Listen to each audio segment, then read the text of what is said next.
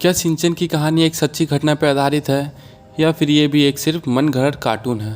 तो आज इसी के बारे में बात करेंगे मेरे चैनल के इस वीडियो में। शायद ये वीडियो देखने के बाद बहुत सारे लोगों की बचपन की यादें ख़राब हो सकती है। ये बात है सन 1970 की, जब जापान के एक छोटे से शहर में एक फैमिली रहती थी जिसका हेड था हिरोशी। उसकी एक पत्नी थी जिसका नाम था मित्सी। उनके दो बच्चे थे जिनका नाम था सिंचन और हिमावारी। उनके पास एक छोटा सा कुत्ता भी था जिसका नाम था शीरो। सिंचन बचपन से ही बहुत शैतान था। वो अपने स्कूल के टीचर लोगों को भी बहुत परेशान करता था, लेकिन वो हिमावारी और शीरो से बहुत ही ज़्यादा प्यार करता था। सिंचन के माता पिता जब भी कभी बाहर जाते थे तो वे सिंचन और हिमावारी को शीरो के साथ घर पे ही छोड़ के जाते थे। लेकिन आज का दिन कुछ अलग था। सिंचन के पापा काम से कहीं बाहर गए हुए थे और शाम के वक्त मिर्ची को याद आता है घर पे ज़रूरत का सामान ख़त्म हो गया था और बाहर बहुत ही ज़्यादा तेज़ बारिश और तूफ़ान हो रही थी। उसने सोचा कि अगर मैं अपने दोनों बच्चों को घर पे छोड़ के जाऊँगी तो वे घर में कुछ ना कुछ गड़बड़ी कर बैठेंगे। तो उसने सोचा कि आज अपने साथ दोनों बच्चों को भी शॉपिंग पे लेके जाती हूँ। सिंचन, उसकी मम्मी और हिमावारी शॉपिंग पर जाने लगती है।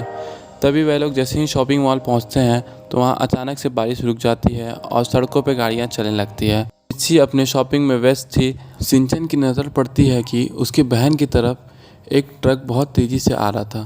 तभी सिंचन उसे बचाने के लिए उस ट्रक के आगे कूदता है और वही मौके पे वो दोनों की मौत हो जाती है।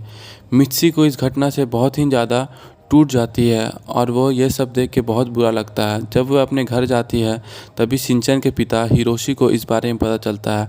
वह मित्सी से बहुत ज़्यादा नाराज़ होते हैं और उन दोनों के बीच बातचीत भी बंद हो जाती है। इस तरह वो डिप्रेशन में चली जाती है और एक बुक लिखती है। उस बुक में वह अपने दोनों बच्चों की तस्वीर बनाती है और उनसे जुड़ी हर एक छोटी से छोटी बात उस बुक में लिखती है। इसी तरह सालों बीत गए और इस दुर्घटना की खबर एक फेमस कार्टून मेकर युसुतो उसोई को पता चलती है। वो सोचता है कि मैं इस कहानी को पूरी दुनिया के सामने लाऊंगा, वो भी एक कार्टून की मदद से, जिसका नाम होगा सिंचन। और ये कहानी बच्चों में बहुत ही ज़्यादा मशहूर हो गई। लेकिन युसुतो उसोई इस कहानी से इतना प्रभावित हुए कि उन्होंने इस कहानी का लास्ट एपिसोड बच्चों को दिखाया ही नहीं, क्योंकि उनका मानना था कि अगर इसका लास्ट एपिसोड बच्चों को दिखाया जाए तो उन पर बहुत ही बुरा प्रभाव पड़ेगा। इसलिए उन्होंने इस कहानी का लास्ट एपिसोड आज तक नहीं बनाया। Thank you for watching. Like, share, subscribe.